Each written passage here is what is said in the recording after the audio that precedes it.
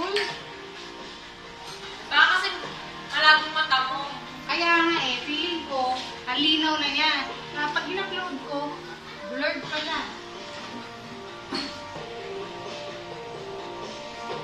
Parang nasan yung ano? Hindi nasog ka. Parang nasan yung ano? May service mo na ba yung pansin? Hindi lang po, sibuyas at saka sili. Kalamansi, ayos na to. Saka hot sauce, dapat may hot sauce na yun. Panorama ba yan? Yes, Hindi. Video. Ayos na. Hello everyone and welcome to our viewers around the world. I'm Emma Walker. I'm George Howell. Let's update you on what's recovering terror attacks in France. It was a night. Happy birthday, Kurt! Now people across France are facing a national state of emergency after a series Ay, okay na kaya DJ! attacks rocked the capital city. At least 153 people were killed. Happy birthday, Kurt! including Kurt, dun ka na. Kurt,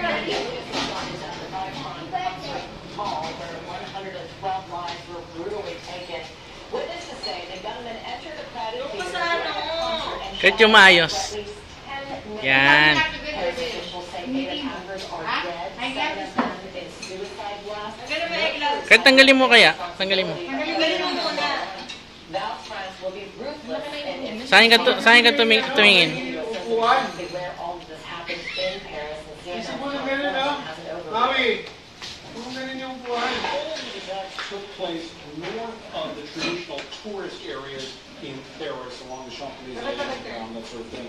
And the first one we're going to talk about the Bataclan theater attack. This was really quite a short distance from the Baka naman yung damit mo.